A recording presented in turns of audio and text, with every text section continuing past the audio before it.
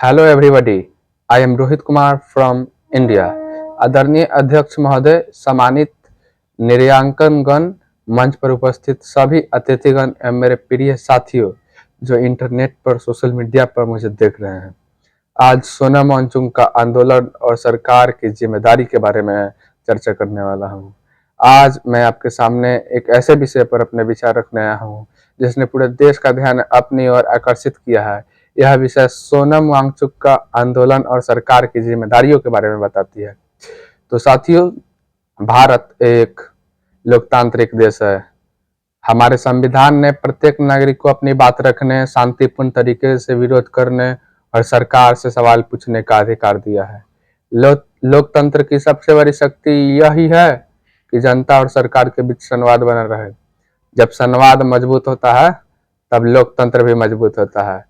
सोनम वांगचुक एक प्रसिद्ध इंजीनियर, नव प्रवर्तक, शिक्षक और पर्यावरण संरक्षक के समर्थक हैं। उन्होंने वर्षों तक लद्दाख में शिक्षा, जल संरक्षण और स्थानीय विकास के लिए काम किया है।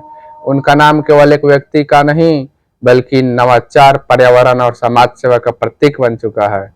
लेकिन जब ऐसे व्यक्ति को अपनी मांगों के समर्थन में आंदोलन करना पड़े, अनशन करना पड़े और बार बार सरकार का ध्यान आकर्षित करना पड़े, तो यह प्रश्न उठना स्वाभाविक है कि आखिर संवाद की प्रक्रिया इतनी कठिन क्यों हो गई। यह तो सोचने वाली भी बात है और विचार करने वाली भी बात है। मैं यह स्पष्ट करना चाहता हूं कि किसी भी लोकतांत्रिक सरकार की आलोचना करना देश का विरोध करना नहीं होता। सरकारें बदलती रहती है लेकिन देश और संविधान सबसे ऊपर होते हैं। इसलिए यदि कोई नागरिक संविधान के दायरे में रहकर सरकार से जवाब मांगता है तो उसे लोकतंत्र का सम्मान माना जाना चाहिए। सोनम वांगचुक ने जिन मुद्दों को उठाया उनमें पर्यावरण संरक्षण, स्थानीय लोगों की भागीदारी, विकास और संवैधानिक आश्वासनों से जुड़े विषय प्रमुख रहे। इन विषय पर अलग अलग मत हो सकते हैं लेकिन इन पर खुला संवाद होना चाहिए। सरकार की पहली जिम्मेदारी केवल योजनाएं बनाना नहीं बल्कि लोगों की बात सुनना भी है। यदि किसी क्षेत्र के लोग बार बार अपनी चिंताएं व्यक्त कर रहे हैं तो उनका समाधान में बातचीत करना और विश्वास के माध्यम से होना चाहिए। लोकतंत्र में संवाद हमेशा टकराव से बेहतर रास्ता होता है। हमारे देश में कई बार सरकारें यह कहती है कि विकास सर्वोच्च प्राथमिकता है। यह स्वागत योग्य बात है, लेकिन विकास तभी टिकाऊ माना जाएगा जब उसमें पर्यावरण, स्थानीय संस्कृति और लोगों की भागीदारी भी शामिल हो। यदि विकास और पर्यावरण के बीच संतुलन नहीं बनाया जाएगा तो आने वाला पीढ़ियों की इसकी कीमत चुकानी पड़ सकती है और नियमित रूप से भी चुकाना पड़ सकता है। सोनम वांगचुक का एक महत्वपूर्ण संदेश यह भी रहा है कि हिमाचल केवल पहाड़ नहीं है बल्कि करोड़ों लोगों के जीवन का आधार है। यदि हिमाचल का पर्यावरण प्रभावित होता है तो उसका असर केवल लद्दाख तक सीमित नहीं रहेगा बल्कि पूरे उत्तर भारत की नदियां, कृषि और जल सुरक्षा पर भी पड़ेगा। पर सरकार देख रही है इन सब मुद्दों को, आप भी देख ही सकते हैं। सरकार के सामने चुनौतियां भी कम नहीं होती। राष्ट्रीय सुरक्षा, आर्थिक विकास, रोजगार, आधारभूत ढांचे और प्रशासनिक आवश्यकताओं के बीच संतुलन बनाना आसान नहीं है। इसीलिए यह भी आवश्यक है कि आलोचना तथ्य और समाधान के साथ की जाए, केवल आरोप लगाने के लिए नहीं। लेकिन जब जनता बार बार संवाद की मांग करे और उसे पर्याप्त उत्तर न मिले तब सरकार पर यह नैतिक जिम्मेदारी आती है कि वह अधिक पारदर्शिता दिखाए, प्रतिनिधियों से मिले और लोगों का विश्वास मजबूत करे।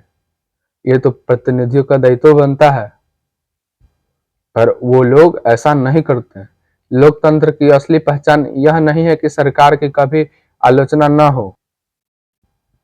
लोकतंत्र की पहचान यह है कि आलोचना होने पर भी सरकार धैर्यपूर्ण उसे सुने, तथ्यों के आधार पर उत्तर दे और आवश्यक हो तो अपनी नीतियों में सुधार करे। हमें यह भी याद रखना चाहिए कि किसी भी आंदोलन का उद्देश्य समाज को बांटना नहीं बल्कि समाधान तक पहुंचना होना चाहिए।